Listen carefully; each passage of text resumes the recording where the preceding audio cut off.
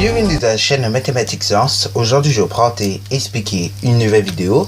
Cette vidéo donc en sciences de la vie de la Terre sur le thème numéro 2, le vivant et son évolution. Et plus précisément, une vidéo dans laquelle nous allons voir comment les animaux arrivent-ils à se reproduire dans les différents milieux de vie. Alors donc là, je dis les animaux, mais on pourrait également dire les êtres vivants, puisque bon, en général, on va parler d'êtres vivants. Bon, donc là, on va voir justement la reproduction sur les milieux de vie chez les êtres vivants. Donc c'est parti mon kiki, on va commencer par le premier milieu naturel, on va parler du milieu aquatique. Donc, on va parler du milieu aquatique, et donc qu'est-ce qui se passe en milieu aquatique? Et bien en milieu aquatique, justement, la fécondation aura souvent lieu le plus souvent à l'extérieur de l'organisme, ok? Les individus donc vont produire un très grand nombre d'œufs, et donc là, en l'occurrence, dans le milieu aquatique, et en gros, les animaux ou les êtres vivants en général, ils vont se reproduire pour avoir tout simplement plus d'êtres vivants, quoi, ok? Donc là, c'est plus la stratégie en fait de la quantité, ok? Alors que justement, on pourra voir après dans d'autres cas que c'est pas toujours le même stratégie qui sont mises en place. Donc là, justement, d'ailleurs, quand la fécondation n'a pas lieu, à l'intérieur d'un organisme, on parle aussi de fécondation externe. C'est ce qui se passe souvent d'ailleurs dans les milieux aquatiques, voilà, puisque là, justement, le but c'est vraiment d'avoir un très grand nombre d'êtres vivants, ok? Alors que on pourra le voir dans d'autres milieux, c'est pas toujours le cas. Bon, alors donc là, justement, voilà, ça c'est pour le premier milieu. Je vais vous montrer quelques exemples de ça. Donc voici un poisson qu'on appelle le rouget barbet, ok? Et donc le rouget barbet, il va se reproduire de la manière suivante, avec un mâle et une femelle. Et donc le mâle, il va contenir des millions de spermatozoïdes, tandis que la femelle, va contenir entre 10 000 et 40 000 ovules, ok? Voilà. D'ailleurs, petite parenthèse, pour faire un bébé, c'est comme ça que ça marche un petit peu chez nous, il faut des ovules et des spermatozoïdes. Et souvent, il y a un plus grand nombre de spermatozoïdes que d'ovules, puisque en gros le principe c'est que tout simplement il y a une ovule et que dans cet ovule il y a un spermatozoïde qui rentre dedans, ok? Donc c'est pour ça il y a plus de spermatozoïdes que d'ovules, mais ça on aura quand même le temps d'en reparler au fur et à mesure que nous allons avancer, ok? Et on en reparlera aussi quand on parlera peut-être de la reproduction, c'est chez les êtres humains, ok? Bon, ensuite, qu'est-ce qui va se passer avec le mâle et la femelle? Le mâle et la femelle vont tout simplement rejeter ces millions de spermatozoïdes ou les ovules dans l'eau, ok? Il va y avoir fécondation dans l'eau. Ensuite, après qu'il y ait eu fécondation dans l'eau, ça va former des œufs. Ces œufs, ils peuvent être mangés par des prédateurs ou perdus par le courant, puisque vous savez que dans l'eau, il y a des courants, ok? Voilà. Et donc, par moment, ça peut faire perdre certains œufs. Mais sinon, après, il y en a certains qui sont ni perdus et ni mangés. Dans ce cas-là, ceux-là vont éclore, ok? Et puis après, donc, ça a donné quelques dizaines de jeunes de 2 à 8 mm, ok? Après, ils vont pouvoir grandir et ça va former donc, une dizaine d'adultes, ok? Voilà. Donc là, on peut voir quand même que dans l'eau, généralement, c'est plus une stratégie de quantité que l'on fait, ok?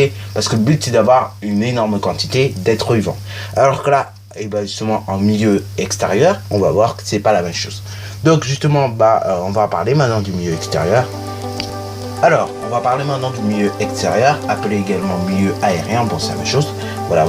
Donc là, c'est en dehors de l'eau. Donc le milieu aérien, qu'est-ce qui va se passer pour ça? Il va se passer qu'en gros la fécondation aura lieu à l'intérieur de l'organisme. Parce que là, souvent, on va parler, c'est même pas souvent, c'est tout le temps d'ailleurs, on va parler de fécondation interne, puisque la fécondation se passe à l'intérieur de l'organisme. Alors que tout à l'heure, par exemple, pour le rouget, pour le poisson en tout cas que nous avons vu tout à l'heure, pour le rouget barbet, ok, et justement pour ce poisson-là, on a pu voir que la fécondation se passait dans l'eau. Donc là, tout à l'heure, on aura pu parler de fécondation externe.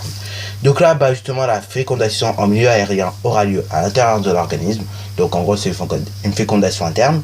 Et donc du coup, le nombre d'œufs est faible, ok, bien souvent. Et là, en gros, ils sont protégés par les parents. Ici, donc, on va parler de stratégie de qualité, ok? Et oui, en milieu aérien, vu que les êtres vivants se reproduisent à l'intérieur d'un organisme, donc souvent, et même les 3/4 du temps, voire tout le temps, justement, souvent, ils vont se reproduire donc dans l'organisme de la mère, ok? Et pas dans l'organisme du père. Et ça marche tout le temps, ok? Voilà. Tu peux même le voir dans certains films. et les êtres vivants, donc les nouveau-nés, et les animaux généralement ils obéissent à qui? Ils obéissent en premier à leur mère, parce que tout simplement c'est leur mère qui leur a porté. Et d'ailleurs, petite parenthèse, ça marche aussi pour nous les humains. Nous les humains, c'est pareil. La première personne qu'on va écouter souvent, c'est notre mère, puisque c'est notre mère qui nous a porté dans notre ventre 9 mois. Alors oui, 9 mois ça fait beaucoup. Si vous faites 30 fois 9, ça fait quand même en gros 270 jours. Ce qui fait quand même beaucoup. Hein. Et en plus, dans le ventre, on n'est pas juste statique. Il y a un moment, vers 4-5 mois, on commence à faire les fous, à se mettre à taper. Donc bon, je veux pas dire, mais heureusement que les mères du moins elles résistent plus ou moins à ça, et leur placenta aussi, ok. Et parce que du coup le bébé il est dans le placenta, et donc du coup heureusement que ça résiste bien, quoi. Bon, revenons à nos animaux quand même, parce que on s'écarte un petit peu en parlant de l'être humain, parce que j'aime bien faire des petites parallèles, puisque le but aussi quand on apprend c'est de faire des parallèles, hein, vous savez, comme ça après vous faites des liens, quoi. Voilà. Donc du coup là c'est pareil, hein. Comme je disais, chez l'être humain c'est 9 mois une reproduction. Chez cheval c'est un peu plus, c'est 12 à 18 mois à peu près. Mais après il y a des animaux où c'est beaucoup moins, où ça peut être de 3 à 6 mois à peu près, voilà. Bref, en tout cas, c'est 3 à 6, que ça soit 3, 6, 9, 12 ou 18 mois, en tout cas le bébé il se développe à l'intérieur de l'organisme féminin, ok. Et donc du coup c'est pour ça que vous pouvez voir dans tous les films, leurs bébés obéissent à leur mère en premier, ok. Et c'est pour ça que je fais la petite parallèle chez l'être humain, parce que chez l'être humain c'est la même chose aussi, ok. Voilà. Et d'ailleurs, petite parenthèse, chez l'être humain c'est pareil, on se reproduit dans des milieux aériens et pas dans des milieux aquatiques, ok, comme certains pourraient penser. Non, c'est une petite parenthèse aussi que je fais, parce que il faut bien comprendre aussi, hein, puisque les êtres humains, c'est pas qu'on peut être considéré comme des animaux, on est plus ou moins des animaux, ok, puisque on est classé dans le même groupe, si vous voulez, que certains animaux, ok. Voilà. On a tous un caractère en commun, quoi. Justement, le caractère qu'on a tous en commun, c'est que déjà on a des cellules, ok. On a une ou plusieurs cellules, ok. C'est ça qui fait que par exemple un être humain peut aller avec un chat, ok. C'est le fait qu'on ait des cellules. Bon, voilà. Maintenant je vais te montrer quand même quelques petits exemples pour qu'on puisse bien comprendre. Je vais vous montrer un exemple particulier. C'est celui donc de l'œuf de goéland, ok. Voilà. Donc vous voyez ici l'œuf de goéland. Donc justement les futurs goélands couverts par leur mère, ok, sont au chaud et bien protégés à l'intérieur de leur coquille. Et donc l'œuf, avant même qu'il sorte de la mer, d'abord il est dans le ventre de la mer, ok. Voilà.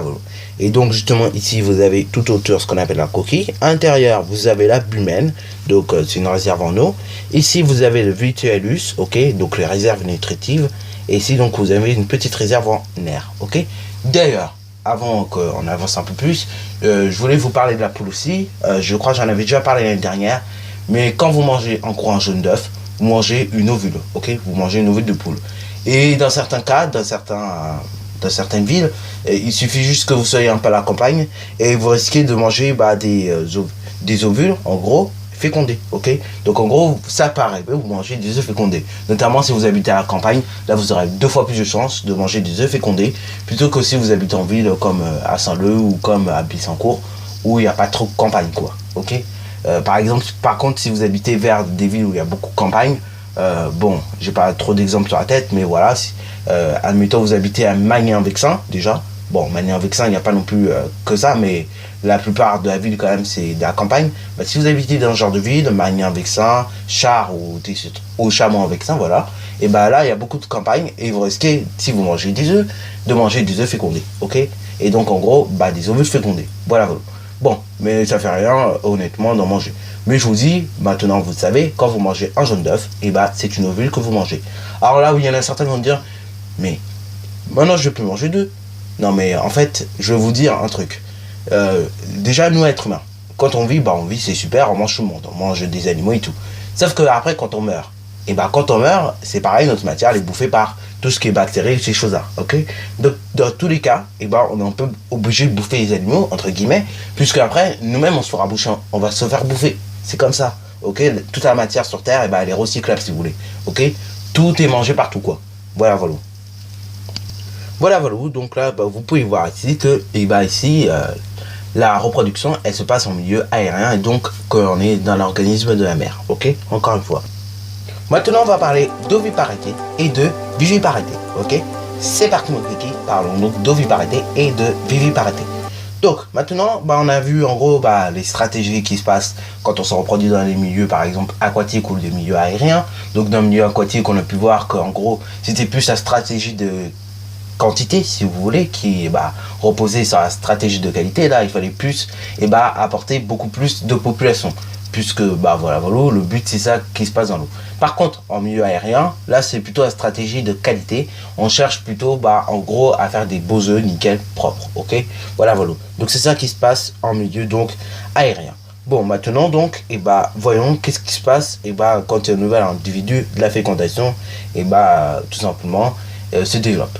Justement, le nouvel individu issu de la fécondation peut se développer de plusieurs manières. Soit à l'intérieur d'un organisme maternel, et donc ça peut être dans un œuf, ça peut être dans un placenta, pour nous par exemple les êtres humains, et dans ce cas-là on va parler d'oviparité. En revanche, quand c'est à l'extérieur de l'organisme de la mère en gros, ou à l'extérieur de l'organisme maternel, dans ce cas-là on va parler de viviparité. Donc là je vais reprendre à nouveau ces deux exemples que je vous ai montré tout à l'heure. Donc, je reprends mes deux derniers exemples que je vous ai montrés tout à l'heure, le rouget barbet et donc tout simplement l'œuf que nous avons vu tout à l'heure. Et donc l'œuf que nous avons vu tout à l'heure qui est un œuf de goéland. Donc, je reprends ces deux exemples-là. Pour le rouget barbet, justement, le nouvel individu qui est issu de cette fécondation, lui il se développe plutôt dans un milieu qui est en dehors de l'organisme maternel. Dans ce cas-là, lui on va plutôt parler de viviparité. Et inversion, pour l'œuf de goéland, vous avez pu vous apercevoir que l'œuf de goéland, il se développe à l'intérieur de l'œuf, et l'œuf, lui-même, enfin le goéland plutôt, se développe à l'intérieur de l'œuf, voilà, qui lui est attribué, et après cet œuf de goéland, il est dans l'organisme de la mère maternelle. Dans ce cas-là, lui, pour cet organisme, pour lui qui se développe à l'intérieur, on va parler de oviparité. Nous, les êtres humains maintenant, pour qu'on puisse bien comprendre les choses. Les êtres humains, c'est un peu la même chose. On est à l'intérieur d'un organisme naturel. Et donc, nous, c'est pas vraiment un œuf qu'il y a, mais c'est un placenta qu'il y a. Et donc, nous, on bouge, on fait de la cochère dedans. Et donc, on peut bien s'amuser pendant 9 mois. Et donc, justement, nous, c'est pareil. Les êtres humains, on va aussi parler d'oviparité, puisque là, pareil, le nouvel individu se développe à l'intérieur. Voilà. Bon, sur ce donc, on a pu voir les différents moyens de reproduction selon les milieux de vie. Donc, sur ce donc, c'est déjà la fin de cette vidéo. Si tu as bien aimé, n'hésite surtout pas à liker, à commenter et bonne réussite à toi en mathématiques et en sciences.